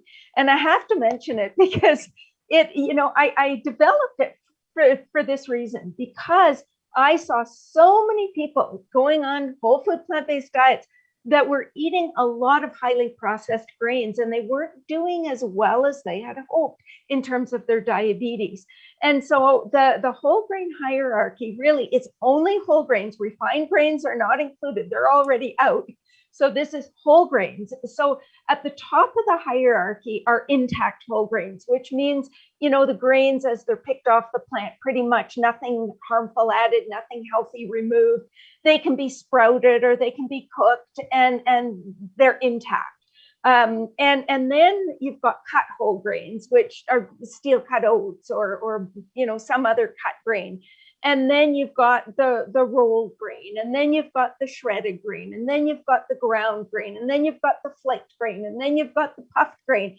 And as you go down the list, you're increasing the surface area of that grain. You're increasing the rate at which it will be absorbed into the bloodstream. You're increasing the processing. So you're reducing the nutritional value. So it gets less and less healthful as you go down the list. And so what I would recommend, especially for someone who's trying to reverse diabetes, is to stick near the top of that hierarchy. So you're eating mostly intact whole grains, maybe a few, a little bit of steel cut oats, a little bit of rolled oats, but, really trying to stay away from the products made from flours and the products that are puffed, which are just instantly dissolve in your system and have a very high glycemic impact. So that's just another word about grains. Mushrooms. Can we talk about mushrooms? By the way, Brenda, I was going to ask you to talk about your hierarchy, because I just love that chart so much. And it's on her website, everybody. If you go to her website and look up whole grain hierarchy, it's so great. Such a great visual. Thank you. Mushrooms, I can't recommend mushrooms enough. I gave them their own food group because they are their own food group. They're fungi. I thought it was fungi, but it's fungi. And they are so magnificent and so health promoting and so extraordinary. And they're part of my recommendations now to try to incorporate. This was based on an interview I did with Paul Stamets, to try to increase your intake to 3 different species a week, a minimum. I like to eat them almost every day. They're so versatile. They're low in calorie, high in nutrition. I actually take the mushroom supplements sometimes, like when I need an extra boost, if I know I'm going to be, traveling or in public or whatever. Well, way back before this all happened, but just for immune function and for just a million reasons that mushrooms are extraordinarily healthy. I eat them all the time. Recommend you incorporate them at least 3 times, 3 different species a week. Wow, that's new. That's great. I love mushrooms. So the 3 different species, I love that idea. Go ahead, Mel. Yeah, I want to just concur with everything Julieanna said and point out that I have a study in my cancer lecture that shows that a single meal containing mushrooms will increase the rate at which we secrete a type of antibody called IgA in our mucus, saliva, digestive tract secretions for 2 weeks. I mean, a single meal will increase the secretion of IgA. Why is that important? Because our first contact with the environment and potentially infectious agents are through our nares, which is lined with mucus, through our digestive tract, which is lined with saliva and digestive juices. So if you've got higher levels of neutralizing antibodies in those secretions, you're less likely to get sick. And so, yeah, and a single meal will boost you up for 2 weeks. So obviously 3 times a week. And I agree with that. And I'm also right on board with you. I do them, as often as I can, because I love them. We'll do even better. And yes, they are super important for immune function, but they also help stabilize and manage our body's clotting mechanism. And I think that is really super important, particularly in the age of COVID, when people are having these clotting disorders, that it is really important to eat mushrooms. And then people say, well, what kind? Again, as Julieanna said, variety, to spread the species out, because everyone is different. The more variety, the healthier you will be. And go to the farmer's market and get what's been picked, And the other thing, I remember in university doing, analyzing nutrients in foods, and how shocked I was at how high mushrooms were in so many different nutrients, including B vitamins.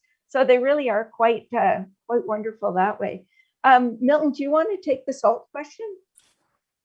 Only so much to say, we as plant-based animals, we need salt, because the primary cation in plant foods is potassium, which is great, but there's very little sodium. So we need a little bit of salt. Mm-hmm. Almost all of us are getting way more than we need, because salt is added to a lot of the prepared foods that people use. So yes, you want to have a little bit of salt in your diet, preferably less than 2,000 milligrams. And ideally, it would be good if that salt were iodized, to make sure you are also helping to keep yourself iodine replete. So the keys are iodized source and limit the amount. Yeah, and there's something now called the chronic disease risk reduction levels, which are the levels that are recommended to stay below for chronic disease risk reduction. And it's about 1,200 milligrams for toddlers, 1,500 milligrams for children 4 to 8 years old, I think 1,800 for 9 to 13-year-olds, and 2,300 for 14 plus. And so if you're consuming above those levels, you may increase your risk of hypertension and so forth. So the average intakes in North America are closer to 3,500 or 3,400 milligrams. And for men, it's about 4,000, women around the 3,000. So we're definitely consuming too much. And one fast food meal can easily contain over 1,000 milligrams. So just a few things there as well. And I see with my, by the way, I'm drinking mushroom tea. I forgot. That's great. I put mushrooms. I've never heard of that. I know, awesome. It's like hibiscus, but it's got mushrooms hidden inside. All the benefits. There was a new study that came out this week too. Okay, we don't have time for that, but about the ergothione and cancer reduction. So, but in terms of salt, most people are getting too much, and the reason is it's hidden ubiquitously in the diet. And so if you remember that a serving of bread has the same amount of sodium as a serving of potato chips, except that the potato chips have the salt on the outside so that it hits your tongue and you notice it. You can't taste it in the bread, it's baked in. So it's really important to, anytime you're doing a processed food or you're doing a breads or sauces, there's so much hidden sodium. So in all my recipes for my books and everything, I recommend I use like coconut aminos or a low sodium tamari or whatever you like to use. I just look at all the labels and look at the labels carefully, because some of those labels will say teaspoon and not tablespoon, and just be careful how you calculate the total. And then I just don't, and if you're going to add the salt, including those, what I'm talking about, do it at the end right before you eat it so that it hits your palate rather than getting cooked into the food. Absolutely. And 75% of the salt we eat, or 80% somewhere in there comes from processed food. So if you're eating a truly whole food plant-based diet, it's definitely you'll be consuming less than the average consumer by a long shot. Okay, if we could try to, if each of the remaining points between all three of you only take 1 minute for each of them, that would be great. So try to look at each point, and each of you have 20 seconds per point if you all speak, or 60 if only one. So potatoes is the next one. Even our food is obese. If you look at a russet potato compared to its wild counterparts, it has been bred to be these giant starchy storage organs, and russets can drive up your blood sugar because their starch to fiber ratio is so low. I recommend people use like red potatoes, gold. They have a waxier texture to their flesh, and that's because they have much more soluble fiber. So again, you can use them, use the colored varieties. They will be healthier for you. And just quickly add to that, potatoes have a bad reputation because the bulk of the potatoes people eat are dipped in fat before they eat them. French fries, potato chips, baked potatoes slathered in butter and sour cream. If you're just eating a potato with beans on top, it's a little bit different story, but I completely agree. Colored, the sweet potatoes have a lower glycemic index. They have more vitamin A. They're more nutrient dense. So they are definitely a preferred choice. Love potatoes. I'll just add that if you take the potato, cook it, cool it in the fridge, and then eat it the next day or eat it a few hours later, you get the added bonus of resistance. Yes, exactly. Good. I didn't know that. So, and cooking in oil, I'll quickly take that one. Do sweet potatoes first. Sweet potatoes, well, I covered them a little bit, but if anybody wanted to add anything. I said they're definitely a better choice. Good. Because Yep.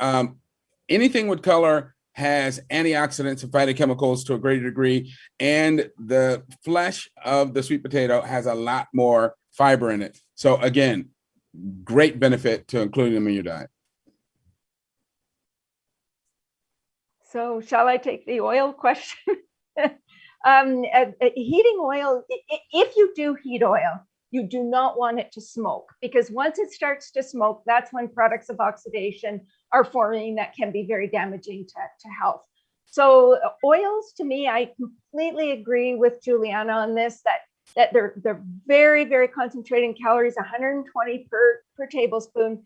They are definitely best if they're, fresh pressed, like extra virgin olive oil or something like that, and you're using a little bit on a salad.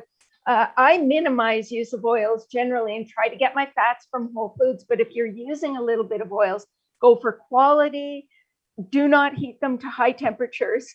And you want to stick to mainly mono or omega-3 in salads, as opposed to omega-6 rich oils, which will sort of make that balance between 6 to 3 too high, and then you don't convert your omega-3s as well.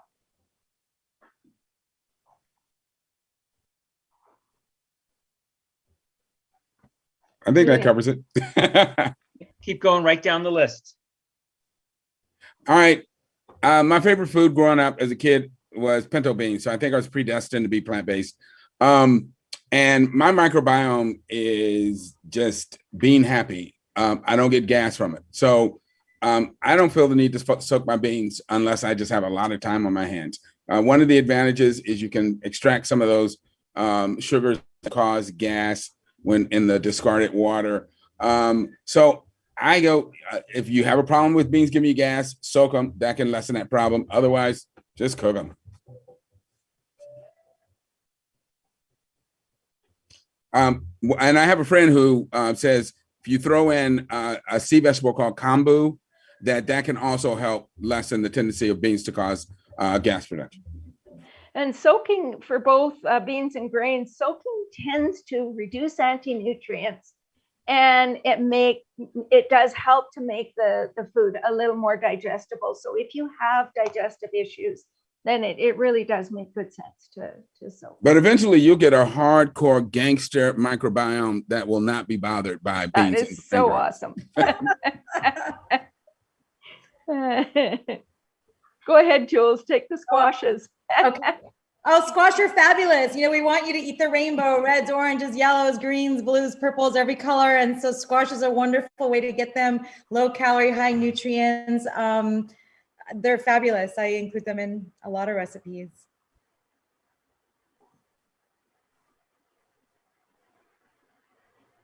Can I take coconut oil, or does anyone else have anything else to say about squash? Let me just say about adding seaweed. Seaweed can, if you get, as Brenda pointed out earlier, the healthier sources of seaweed that are high in phytonutrients, they can be beneficial. I don't think people should feel like they have to add seaweed to their diet. Again, Central Africa, there was no seaweed. So humans don't have to have it, but it can be beneficial. It's like air travel. We didn't develop flying around the world, but it certainly helps, doesn't it?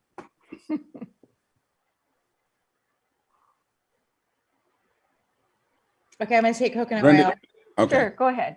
I highly recommend against it. There was a study that came out, was it 2016, that said it's not much better than butter. So all this talk about, well, it's medium chain triglycerides.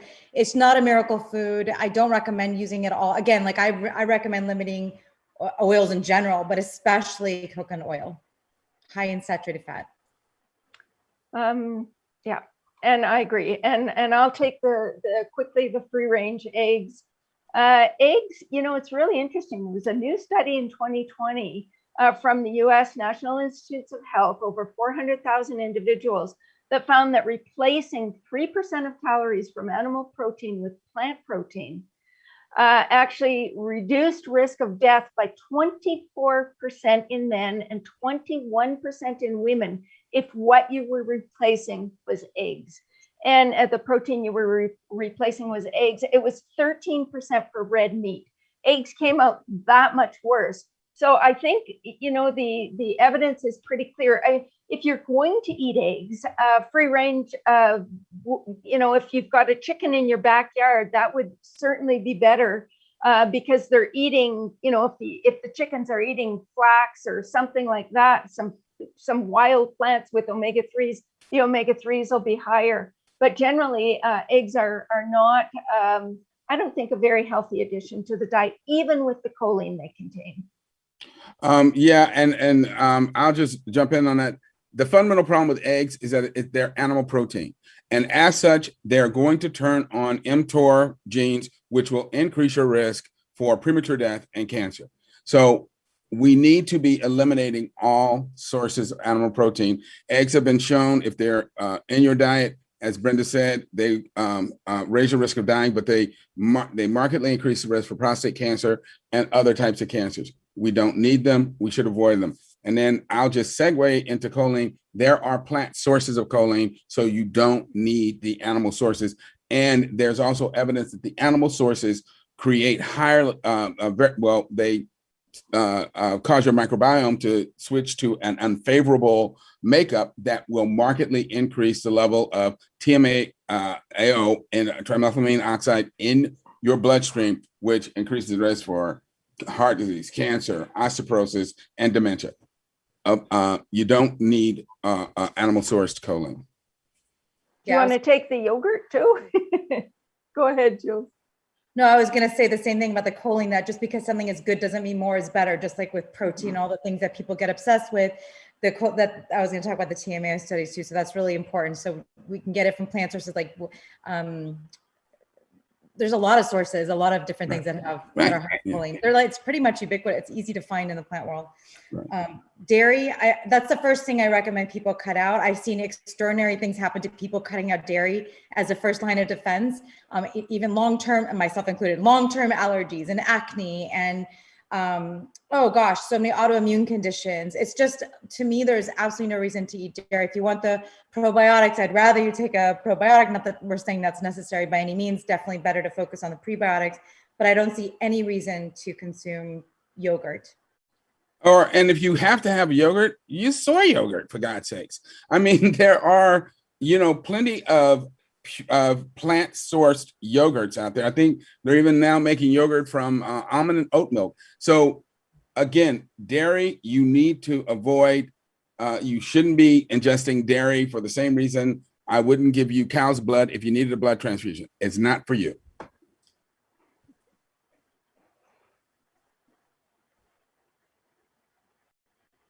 Next is fish. Who wants to do that? Well, again, it's animal protein. Animal protein in a 18-year study was shown to increase cancer risk fourfold and cause a 75% increase in premature death from all causes. Animal protein should not be ingested by plant-based animals after they're weaned because it turns on genes that promote cancer, metabolic disturbances that lead to diabetes, heart disease, hypertension, and stroke. Avoid all animal protein. And fish are breathing polluted water. Eating, I want to say aquatic sourced animals, because it's not just fish. It includes shrimp, mollusks, the whole 9 yards. It's like eating the lungs from an animal raised in a coal mine. It's going to be full of garbage. And because they have to filter water to breathe, they have some of the most toxin-laden tissues around. And they can harbor toxins that promote ALS or Lou Gehrig's disease, Parkinson's, and other neurodegenerative disorders. So it should be avoided. Yeah, and I want to add that a lot of studies that show fish being, a preferred protein source, it's usually because you're replacing red meat with fish. And fish is lower in saturated fat and higher in omega-3 fatty acids. And so we see better outcomes with fish often than with red meat. Can I jump to bariatric surgery? Sure. Especially since I do a lot of weight loss with my clients, I would never recommend bariatric surgery. Never, never, not ever. And I think that it's a harmful thing if someone, like in the long run, people come to me because they did not succeed after their bariatric surgery. And it's so difficult to put them on a whole food plant-based diet because their stomachs are smaller and they're unable to consume the big volumes of whole plant foods that we would recommend. So I'm highly recommend against bariatric surgery. I've yet to meet someone that I would recommend it for.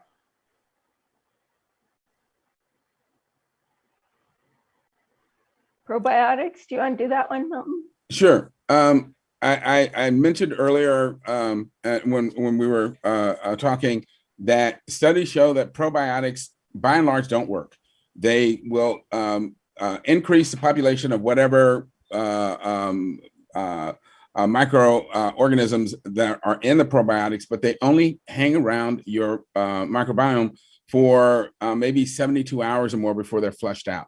It is much better to feed the microbiome with the nutrients it needs, and that is a wide source of whole intact plant fibers. That promotes a healthy resident microbiome with the greatest diversity, and it is much better at keeping your microbiome healthy than popping pills.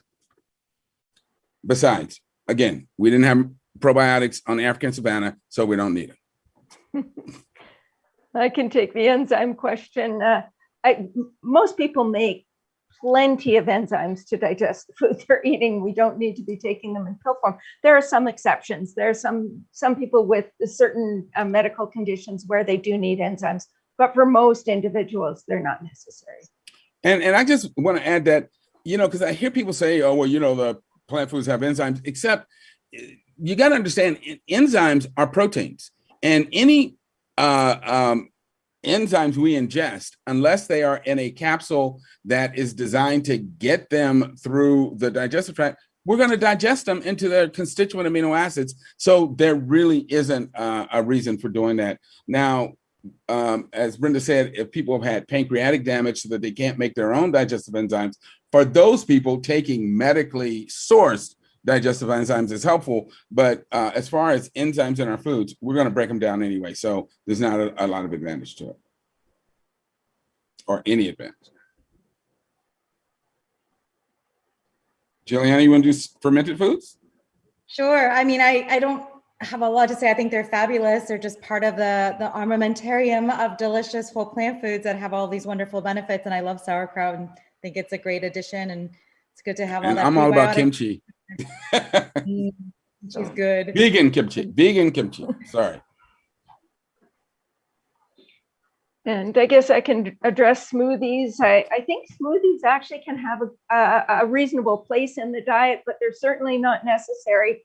And for some people, they're probably not a good idea. So what they do is they concentrate a lot of calories in liquid form. And so if you're trying to lose weight, drinking smoothies, unless you're replacing a whole meal or two and trying to do like a smoothie fast, I wouldn't recommend adding a smoothie after a workout that has 500 calories in it that, you know, you can guzzle down quickly. Generally, the thing that I would say about smoothies is you want, when you have a smoothie, for it to be a nutritious meal. So not just, a lot of people just do fruit and water and a few greens. I would do, if I was doing a smoothie, I would do it with a lot of greens. I would add some source of protein like hemp seeds, frozen peas. You know, there are all of these whole food protein sources. My husband uses some soft tofu sometimes in his smoothies. You could use fortified non-dairy milk to get extra calcium and so forth as well. But just enough fruit to make the smoothie palatable, because when you puree the fruit, it's going to hit your bloodstream pretty quickly. Anything to add? Well, I do like multi-berry smoothies, blackberries, blueberries, strawberries, and maybe some raspberries. And I usually add as my protein source, whole walnuts. You got to have a Vitamix to make that work. You can, thin it out with water and juice so that it's drinkable, because all that soluble fiber in it makes it turn to pudding after about an hour. And you don't need a huge amount, because that's, for me, I'm, running back and forth.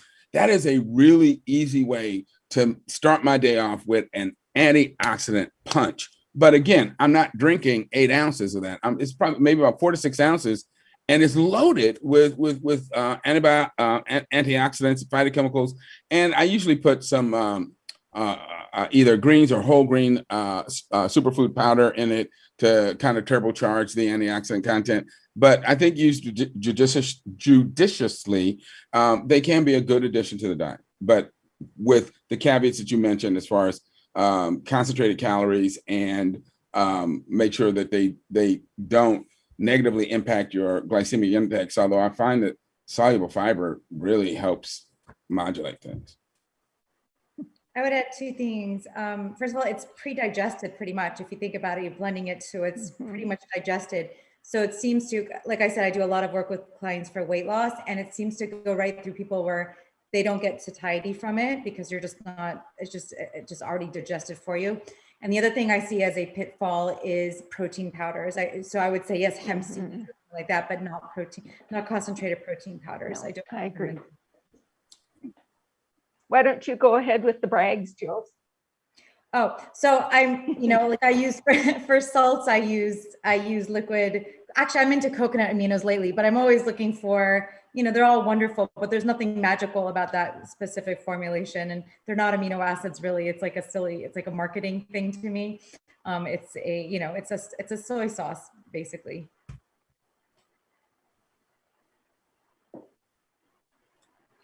I think next is the cooked tomato sauce. Is cooked tomato sauce okay? And I would say it's more than okay. It's been associated with reduced risk of prostate cancer. When you cook tomatoes, you actually make the lycopene even more absorbable, so bioavailable. So I don't think there's anything at all wrong with tomato sauce, other than sometimes it's pretty loaded with sodium. So, just if you're sodium sensitive, you want to compare amounts of different types or make your own. But I think it's great to cook tomatoes. All right, let me say a word about pasta, because I often get asked about that. And pasta is, by and large, a highly processed carbohydrate. So does that mean you can't eat pasta? No, you just have to make sure your pasta is in good company. And if you're eating a pasta dish that is loaded with a lot of vegetables that have a lot of fiber in them, that will modulate the absorption of the carbohydrate from the pasta. So probably wouldn't do plain pasta with cooked tomatoes without some sort of, mushrooms, broccoli, something in there to help ratchet up the fiber content and therefore modulate the absorption. Yeah, and the other thing to say about pasta is that today the varieties are just unbelievable. You can get all sorts of legume pasta, edamame, black bean pasta, you name it, adzuki bean pasta, and you can get all sorts of different grains as well, like quinoa pastas and kamut pastas, and you name it. So there's a lot of choice now. It doesn't even have to just be a grain pasta. Wow, we got through with everything. Amazing. Okay, so let me give you, we have 8 minutes for the final 8 questions. You want to write these down also? Yes. We're going to go super fast answers. Sorry to do this to you, but there's a lot of people that are desperate to get this information. So here we go. Number one, do you have anything to say about multiple sclerosis? That's number one. Number two, do you have anything to say about dementia? Number three, do you have anything to say about vegans getting more fractures? Number four, do you have anything to say about cancer? Number five, do you have anything to say about eczema? Number six, do you have anything to say about gastrointestinal problems? Number seven, do you have anything to say about statin drugs? And number eight, do you have anything to say about the new popular vegan burgers that are made from pea protein or similar? Go ahead, try to keep it to just 1 minute so we can get this to end on time. MS is an autoimmune disease that has shown responsiveness to eliminating animal sources of protein, particularly dairy protein, and going on a plant-based diet. So plant-based diets can really help with MS. See Dr. Stanchik's work. She had MS and really helped get her disease under control with a plant-based diet.